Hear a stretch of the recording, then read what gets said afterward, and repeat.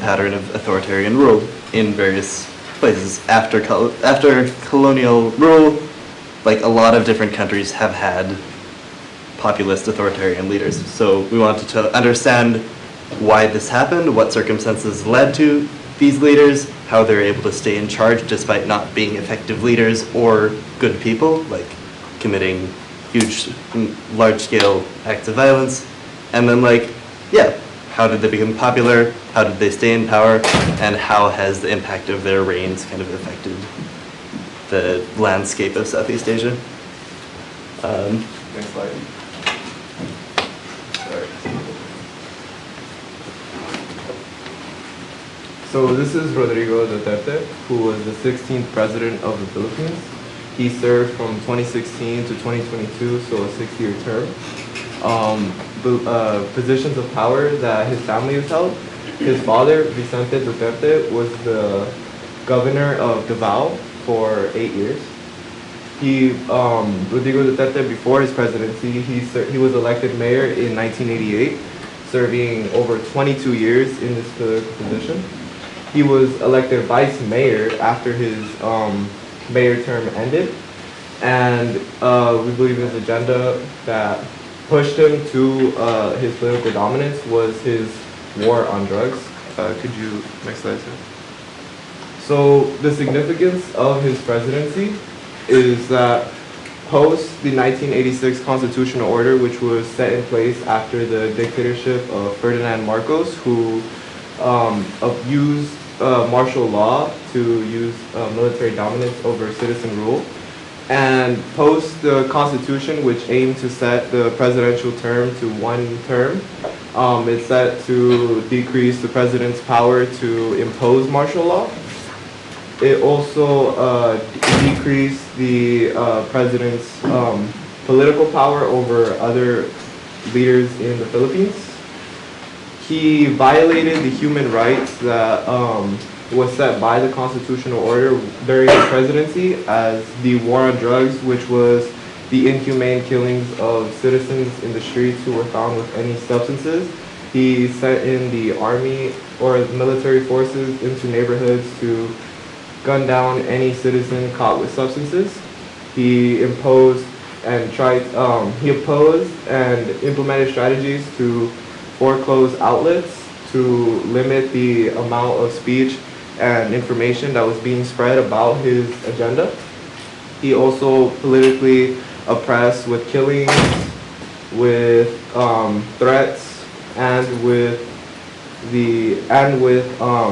depositions of power, taking away people's political positions for the people who did oppress his agenda, as well as the 2022 national elections, which after his presidency, his daughter, Sara Duterte, won in the election, and she is now the vice president of the Philippines, who believed to be one from disinformation, political motivated killings.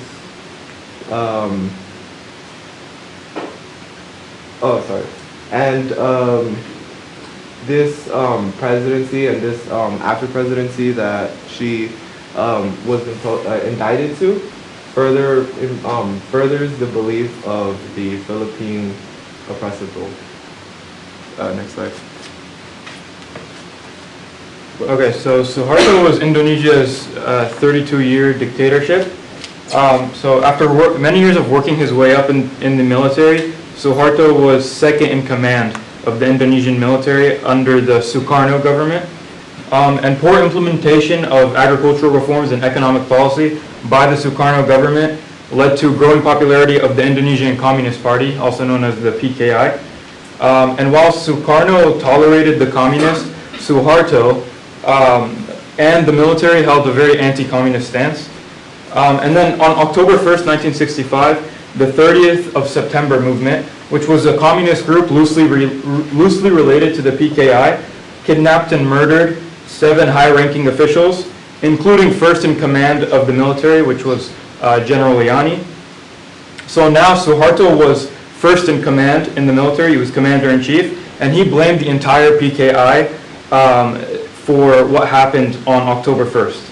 And actually, the CIA supported Suharto in this propaganda by providing him with communication equipment. And despite the pressure Suharto put on Sukarno, Sukarno refused to ban the PKI in Indonesia. And in defiance of that, Suharto, with full control of the military, initiated a massacre of PKI members and suspected sympathizers. And that massacre ended up killing at least 500,000 to 1.2 million Indonesians. And using his military power, Suharto took control of the Indonesian government, and by March 1968 was officially president of Indonesia. So during his rule, Suharto established a new order policy, which divided the population into hundreds of functional groups, which included peasants, civil servants, and business owners. So he did this division of the population to prevent the creation of trade unions, and to better control the population as a whole. So another thing that Suharto did during his rule was he made the military a political ruling force within the country. He restored ties with the West, and he welcomed foreign investments. And he made sure that the army reacted with brutality to any political threats. To maintain his power, Suharto merged political parties and installed a recall system, which allowed him to control opposition and be reelected unopposed for 5 times in a row.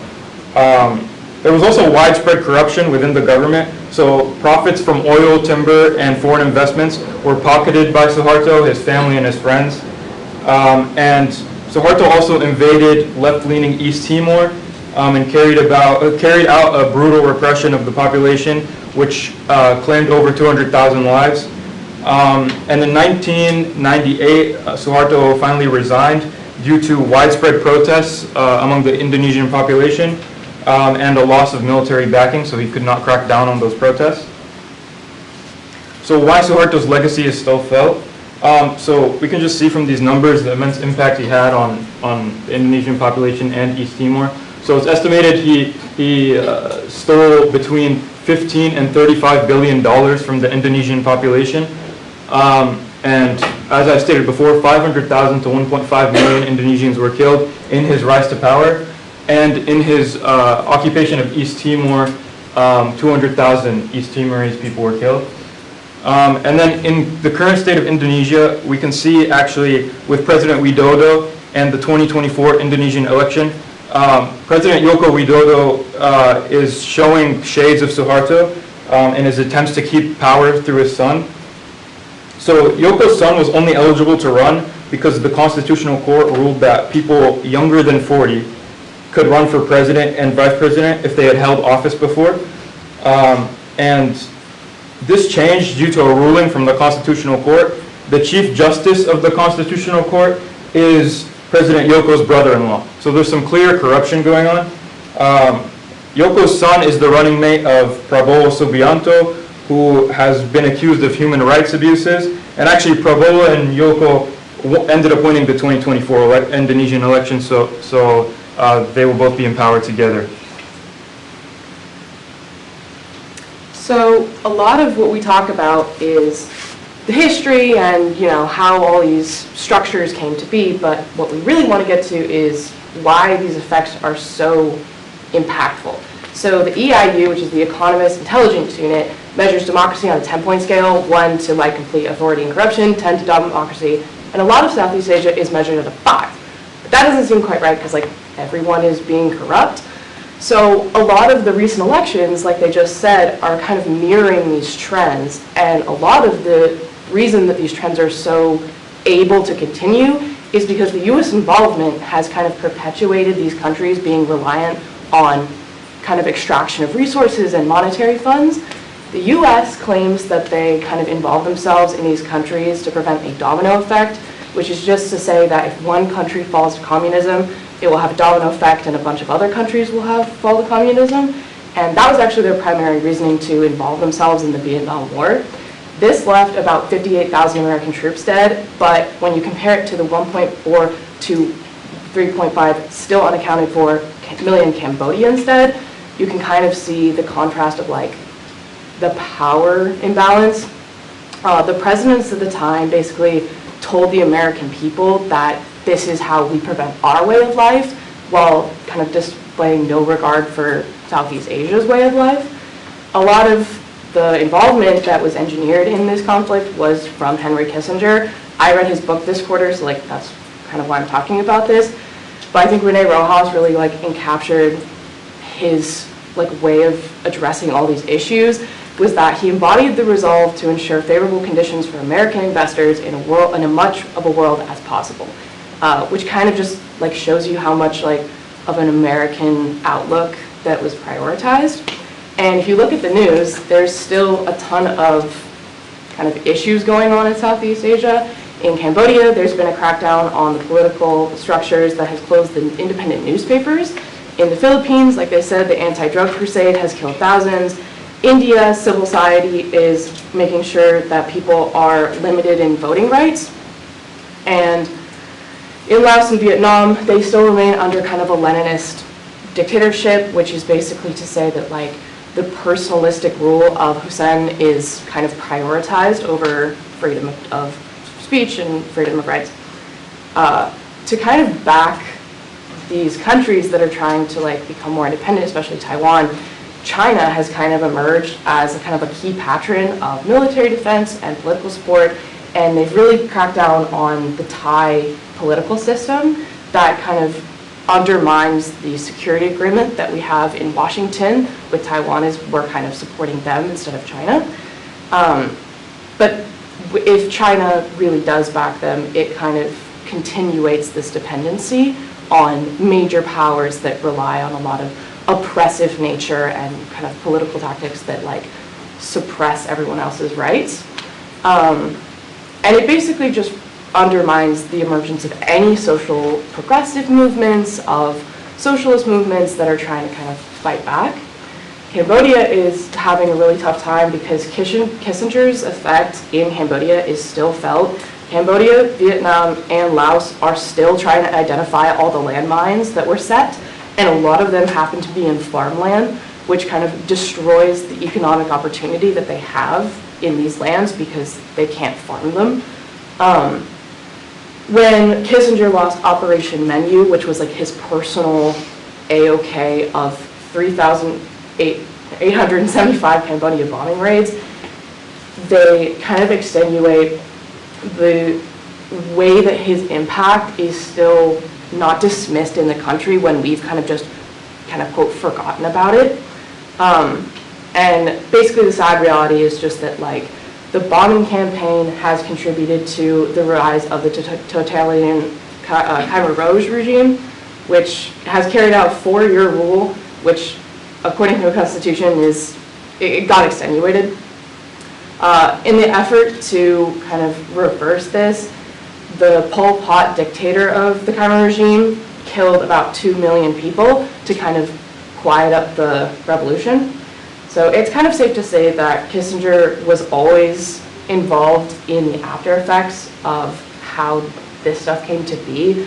And a lot of the way we remember Kissinger in at least American history books is kind of like this statesman of an empire that kind of ruled strategy over death, which kind of prioritized American interests.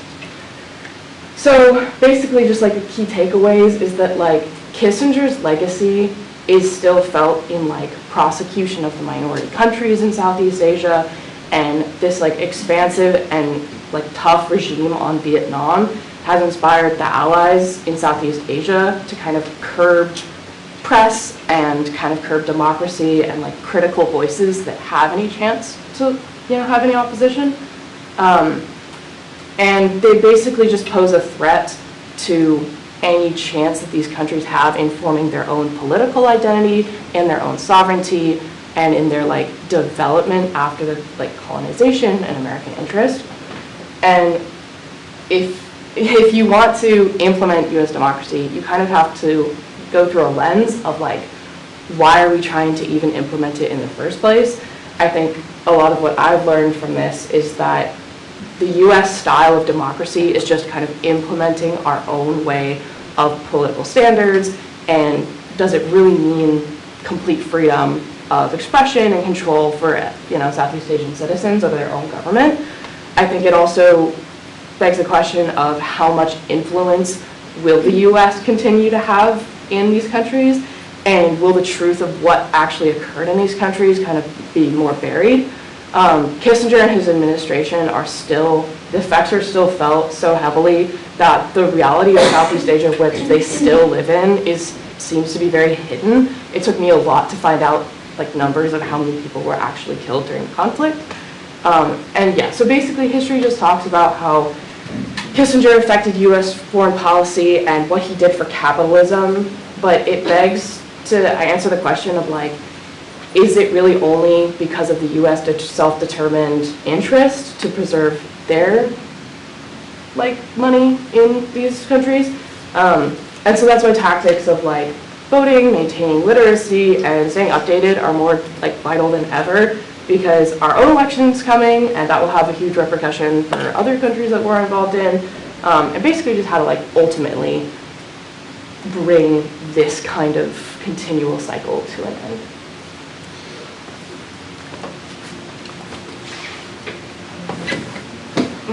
I'm going to be talking a little bit about Pol Pot, who ruled over Cambodia for about 4 years during the 70s. So Cambodia was a colony ruled over by the French until 1953. So Pol Pot himself studied in Paris, France, and he came back to Cambodia in 1953, so in the Day of Independence. While he was in France, he got involved in communist groups and started learning about revolution. So he joined the Khmer People's Revolutionary Party and planned a revolution that way. And then in 1968, they started revolting, or the uprising, basically fighting. It started in the north and kept moving towards the capital. In 1965, they took the capital, Phnom Penh, and so Pol Pot ruled from then until 1979. During that time, he did a lot of bad things, the Cambodian genocide. He took control of people's rights, all really bad stuff. He continued his guerrilla warfare even after that. His rule was really weird because the U.S. kind of supported him even though he was a communist, because he was going against the North Vietnamese who were also communists, and the U.S. wanted to support him despite everything bad that he was doing, and they provided him with arms and aid during that time to continue doing the awful things he did, murdering thousands of millions of people. And that's about it.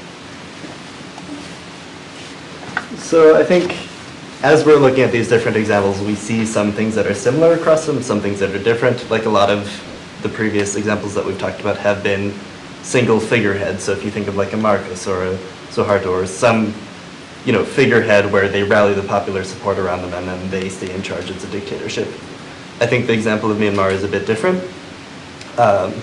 So just to look back at it a little bit, it was a British colony until 1948. One of the main leaders of the independence movement, Aung San, was assassinated, but he had been the one who had kind of been bringing together different ethnic coalitions and saying, here, let's work together. And then he had signed the Panglong Agreement with several groups, basically saying that if you cooperate and help, you'll be acknowledged and considered as part of the thing, but also in 10 years, if you want to, you can have your own independence and separate from the country. But then 6 months later, 6 months before they got their independence, Aung San was assassinated, and that never panned out. Because if you see the map over here, it's kind of a map of some of the main ethnic groups in Burma, or in Myanmar. There are 138 officially recognized ones. These are some of the largest ones, and it's not accounting for the Bamar, or the main ethnic group. And I believe, I'm not super well informed, but I think they're 50 to 60% of the population. So they constitute a significant majority. And so a lot of the struggle in Myanmar has been that majority versus a lot of different ethnic groups. So for example, the democracy that came into power after initial independence was really unstable, but a lot of that was because of the Chinese Kuomintang government, or army was still occupying parts of northern Myanmar. And then you had various ethnic groups staging uprisings because they wanted recognition, they wanted independence. For example, the Karen National Union was fighting for Karen independence already back then. And so you have this very unstable government that's like trying to hold on to power, but then also people are like, hey, we want rights, we want to be recognized. We feel like our needs aren't being recognized by the government. And so kind of as a result of this instability, over time the country was just, the economy was getting worse, there was social disorder, more and more like higher crime rates. And so in, I think, 1958, the civil government asked the military to step in really quick and be like, can you take over for just a couple of years, oversee the 1960 elections because things are just a bit too crazy. And so the military did that, and people in general appreciated that, and like the public opinion of the military got a bit better during that time. And then it went back to democracy, but in 1962, 2 years later, the military was like, no, we're going to take power now. We're in control. And so again, instead of being like one person who was in power, in Myanmar it's kind of been the junta, so the like group of military leaders, an elite. They're kind of, at this point, have been sort of their own little society. They have different rights, they have different levels of wealth than pretty much everybody else. It's like an elite social class, so to speak, but they've clamped down and had martial law for a huge chunk of the last while. A lot of civil rights and human rights abuses. They shut down all universities after the coup in 1962 for 2 years because you don't want protests, and just generally have cracked down on protests a lot, which we see across a lot of other examples we've talked about. In 2011, they managed to transition to a nominally democratic situation, but the military took power again in 2021. And now there's a very brutal, rough civil war going on that's, again, a lot of people saying, we want recognition, we feel like we're not being heard, we're not being recognized, and that needs to change. So it's a pretty tense and violent and difficult situation because you have the, like, again, a majority who feels like since there are more of them than everybody else, their needs need to be considered.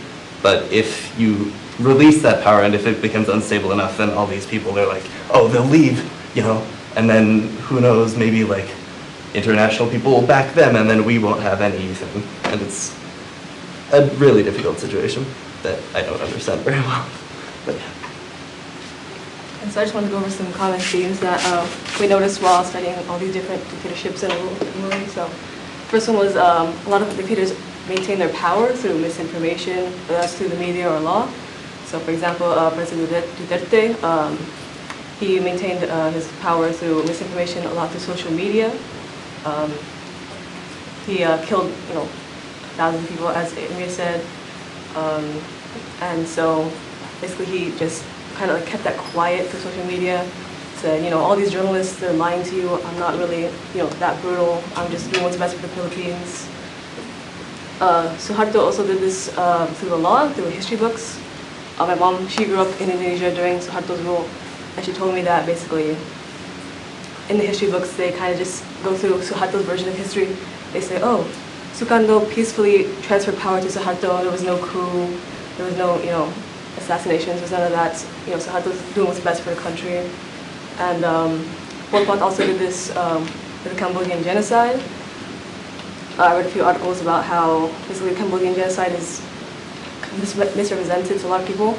A lot of Cambodians believe that it's actually the Vietnamese who enacted it, or Vietnamese disguising themselves as Cambodians, not Cambodians under Pol Pot himself.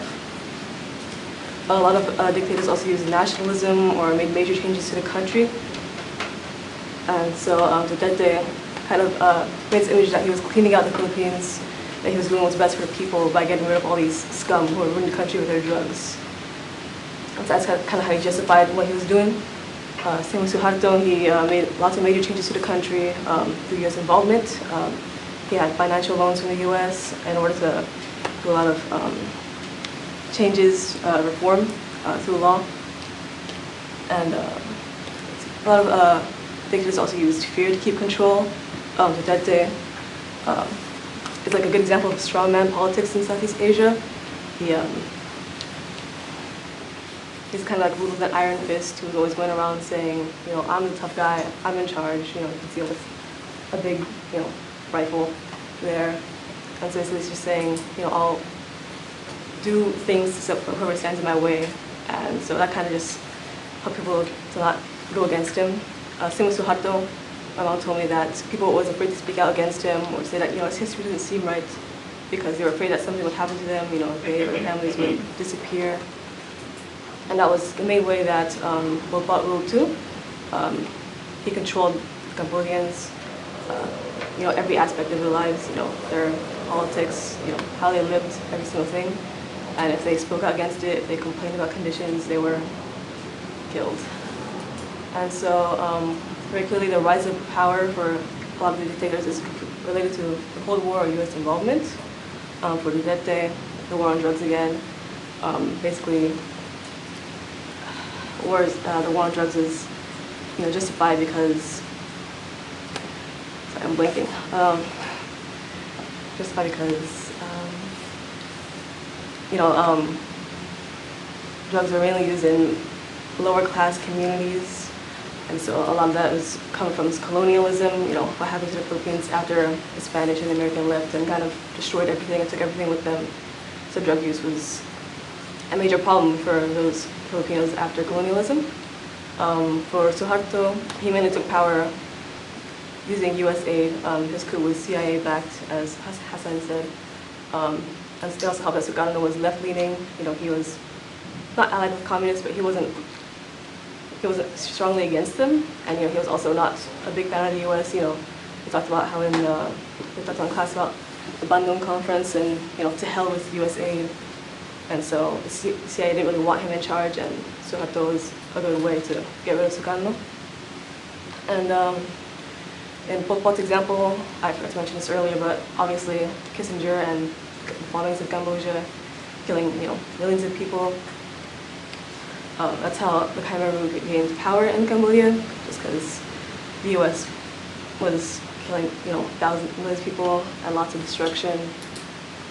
And so, and I also talked a little bit about how the US backed Pol Pot because he was going against them with Vietnamese who were communists. It's a really tough situation to talk about. Yeah. And we have some references here if you want to look those all up right now. And yeah, thank you very much.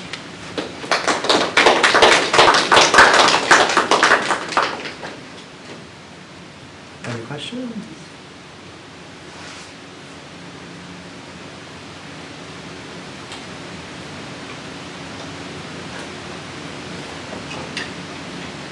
How do you think like current interventions in the U.S. in that region is going to continue to shape like the political landscape? Well, kind of like how we talked about, a lot of authoritarian regimes are backed by US involvement. So a lot of countries is kind of choosing between the lesser evil, because like in the Taiwan example, Taiwan is trying to kind of gain their independence and kind of make their way into Western involvement, and NATO is actually backing them with support and will maybe potentially make them a partner in NATO. But because China's not a partner in NATO, it kind of upsets this global power that also involves Russia, because China and Russia are now making this bond over gas trades and economic stuff. And if those two powers kind of combine effort and back against NATO, a lot of these smaller countries will kind of come running to the US for aid and weapons and that kind of supplies to keep these major countries kind of at bay, because both Russia and China are preventing this huge like autocracy trend, which would just allow Russia and China to involve themselves directly into the politics of these smaller successor states. So I think it will just kind of upset the balance of like because like Russia on its own can't go against NATO because they have something like 33 partnerships or something. But if it starts backing itself with like China and India, then like they're combining coalition power to kind of undermine NATO's promise to provide foreign aid and like stuff like that. And for the U.S., that is a huge advantage that they have to be able to kind of control the demand that these small countries have for weapons and war efforts. And so it's like it keeps the U.S. directly involved in what's happening as kind of like the Renee Rojas book kind of quotes it as like a balance keeper. So I think it'll just kind of ensure that the U.S. has to play a hand in what's happening over there. That was a really long opinion. Thank you.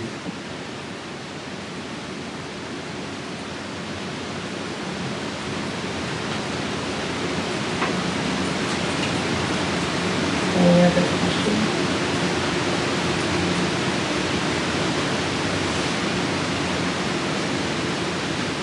It must be a lot of questions, comments.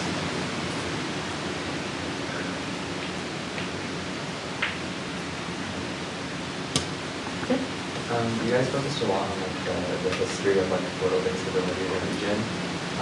While you guys were doing your research, do you kind of happen across other ways in which the cultures of these areas was kind of either marred or shaped by what was going on politically? In terms of the lived experiences. Wait, could you repeat the question? Yeah. Did you guys come across any research, or do you guys come across any information about how not only the political instability was affected, but how cultural instability was affected, and whether or not the voice of certain generations was silenced or things like that? Any cultural takeaways from it? I mean, at least for me, while I was doing it, I noticed a lot of economic issues that they're now facing because of the bombings. They can't farm in their farmland, which is really, it's been in families for generations until all this happened. But a lot of what I noticed was kind of the expectations that these cultures now possess, that they kind of assume that this illegitimate rule is just kind of the way that their country runs now, because every time any sort of opposition party, it can even be some sort of cultural group that they don't want gaining majority in voting. A lot of them have just kind of accepted that this is just how their country is run now. That was the biggest one that I found. I didn't really look into culture of it.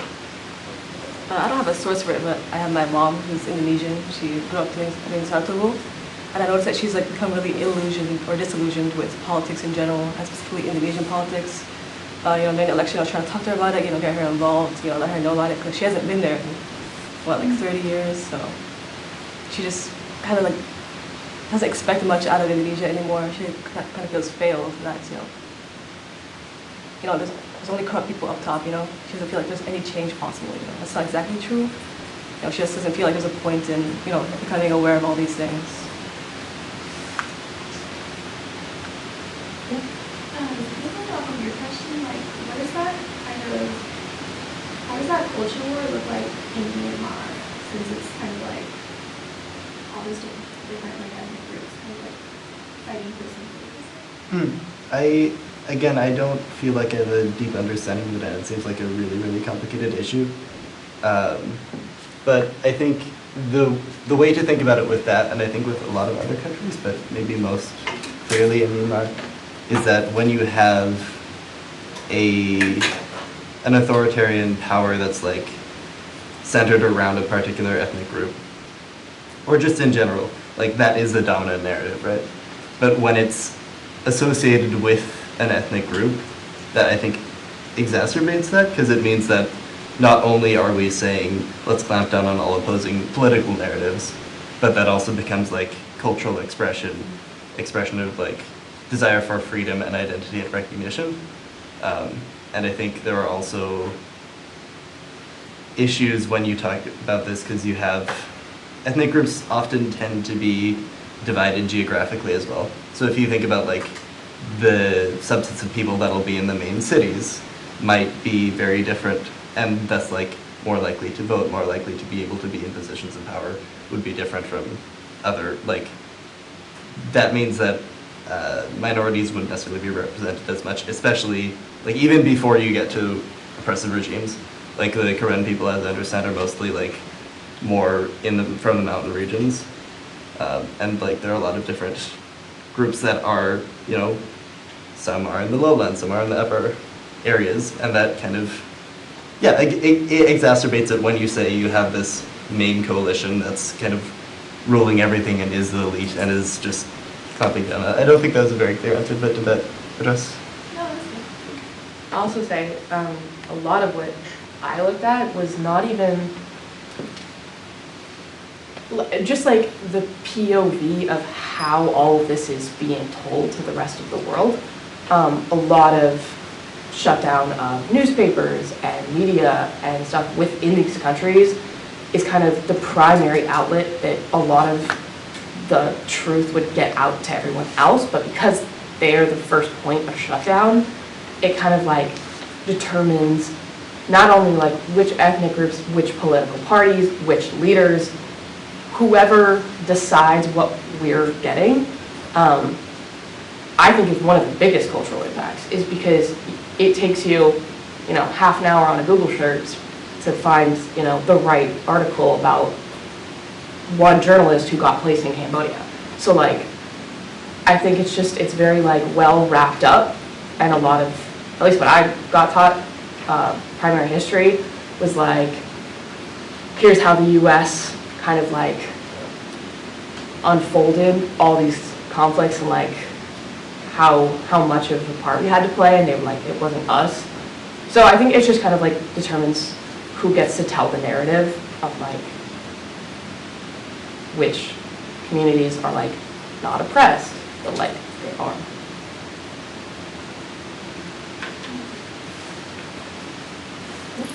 I'm not sure if this is a question that you guys can actually answer, but I was just wondering, do you think that the U.S. involvement, like nowadays, especially within the Southeast Asian countries, going against China and Russia and all that, do you think that's going to be overall more beneficial to the civilians in Southeast Asia? Or do you think that there's like a large concern with a repeat of history and Kissinger type effects? I can't answer, like, it's hard to answer that specifically, but I'll like speak from my own, like the region where I'm from. Like, I'm originally from the Middle East, and we also have a lot of issues with like American versus Russian proxy wars, and in the end of the day, it's not good for the people on the ground. No matter who's on what side or any of that, none of the people want the Americans involved, none of them want the Russians involved. They want to live their own lives. They want it to be their own country without other people getting in and putting their will on the people. So I'm guessing that's the same way Southeast Asians feel. Adding on to that, there's like very little like American influence that could be happening in those countries now, since the American dollar was recently taken off as like the global currency for those countries. They're trying to move away from the American influence. So I don't really think that the U.S. would really like try to have any influence in between Russia and China. So I don't think another like effect will really occur. Any other questions?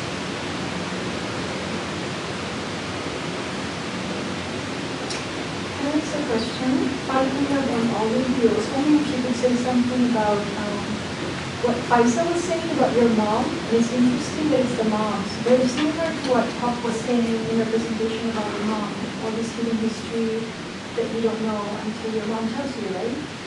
You were saying that your mom has become disillusioned and Pop talks about that in your presentation, but also in your essay about why I didn't vote. I was wondering if you have an analysis of this disillusionment and lack of trust because of all the misinformation, not just in Southeast Asia but in the US. Tomorrow is our voting, and we are so confused here, not just Southeast Asia. I wonder if you could make these connections. That trust has become like a serious casualty in all this. Yeah, I think like generally that is true, and like with the unreliability of news and narrative, even in the U.S., which is quote unquote very democratic, like there's still so much going around and so many narratives that feed on people's insecurities and feed on like the different worries of groups to sort of fuel political ends. But I think that's like exacerbated when we talk about authoritarian countries and histories, or countries that have had histories of authoritarian rule. Because if you grew up in a state where like any resistance is just going to be brutally shut down, when you don't have examples that you can look at of like, this is how things have changed for the better, this is how people have been able to affect lasting change in a situation, it's really hard to find, you know, the desire or the will to be able to do that in that sort of situation. Yeah. I mean, I think it also kind of relates to the way that foreign policy is being carried out right now, because a lot of that is dependent on this major instability in all these countries. And so I think partly the US is starting to kind of doubt their own forced foreign policy rules that they've had since like the 50s and haven't changed them.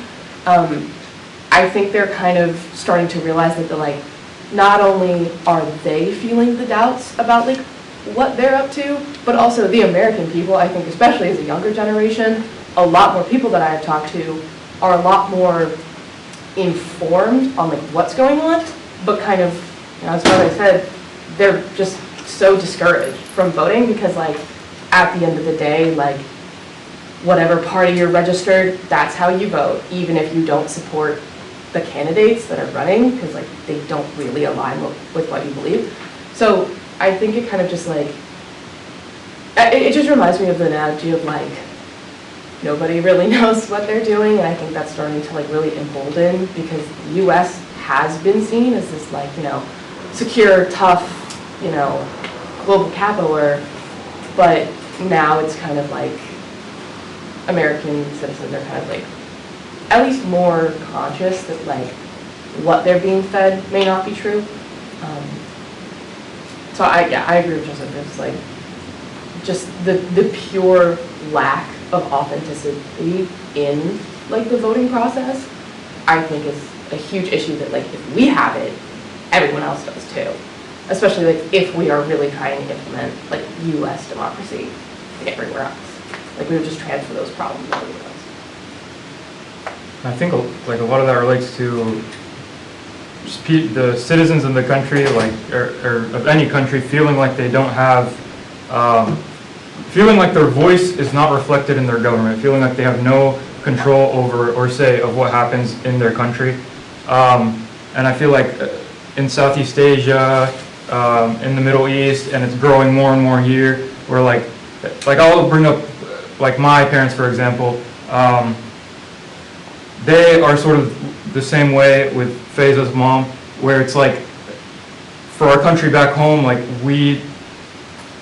the politics are just so far gone that they don't even want to think about it. Like if I bring it up to them or I like try to initiate a conversation about it, I can just see it in their eyes. They're like, do not bring this up, because it causes them so much distress to see their country go in that sort of like, in the direction it's been going for so many years.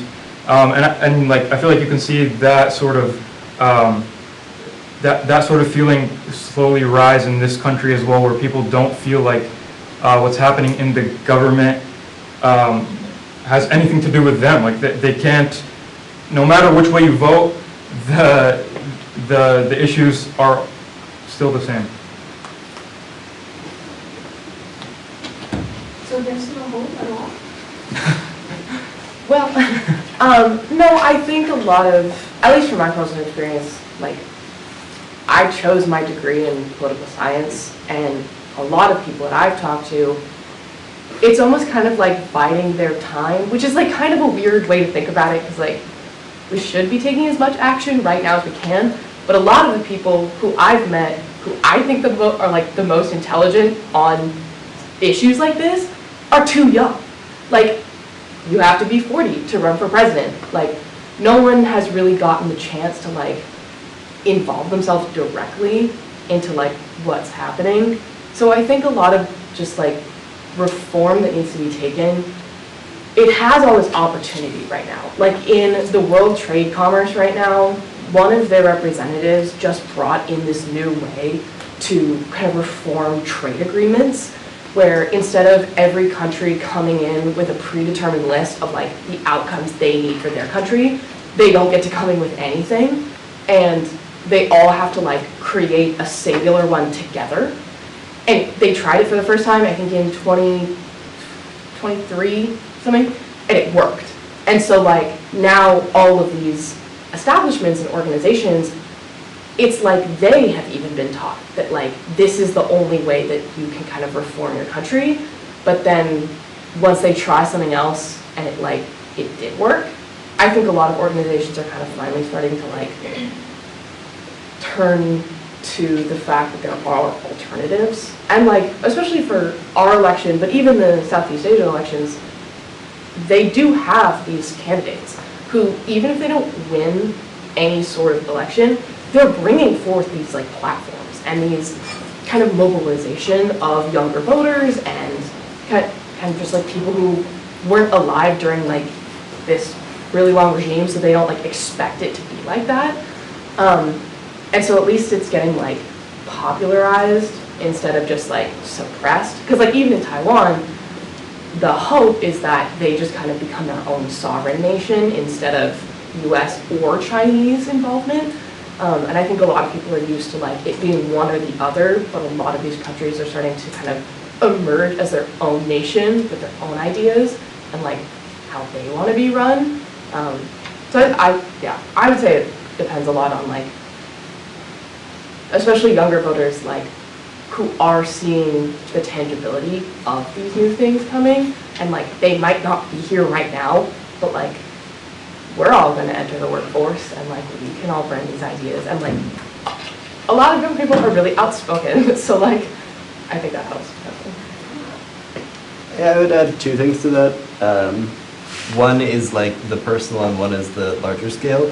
So I think I don't think it's fair to put necessarily the personal responsibility, especially if we're talking about a country that's suffered a lot, to say like they need to, pull themselves up by their bootstraps, whatever. At the same time, I also don't think it's fair to say that like other countries should be coming in and like fixing everything for them. I think it's a bit of both. So on the personal side, I think a lot of that comes from like being able to share experiences, being able to share memories, being able to heal. Because I think kind of, and I wrote about this a bit in my essay, like connecting these dots, but I think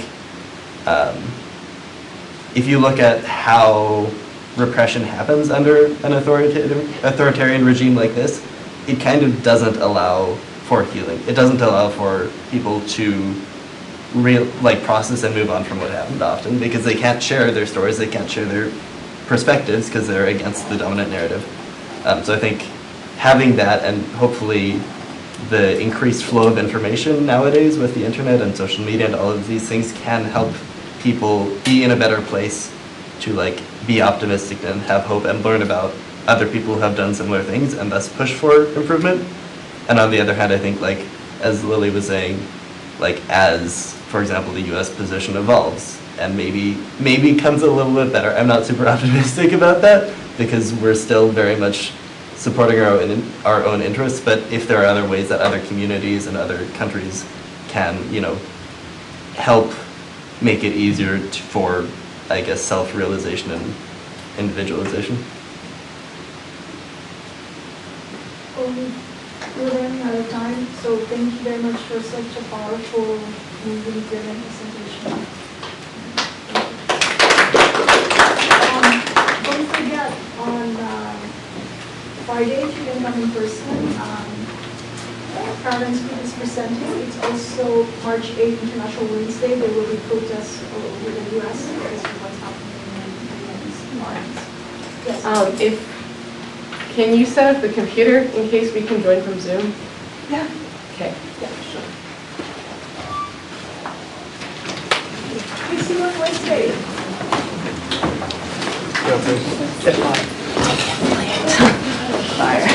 Last time, like, these all went to in person, I decided some people uploaded on the discussion board, give it to their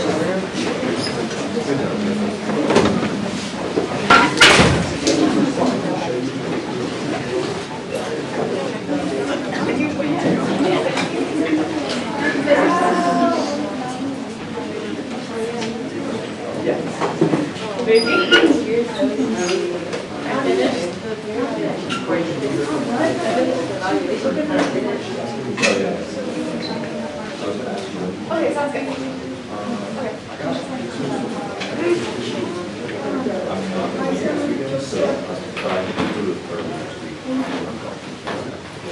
And if we want to go to coffee today, because so much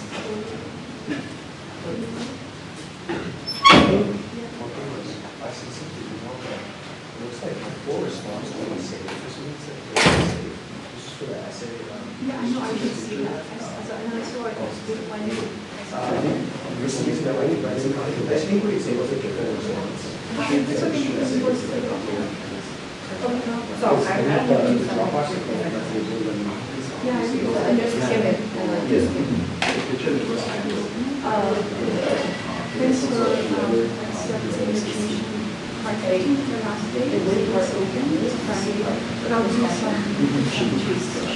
And I've got a little more time, so it's recorded. Share it. That was good.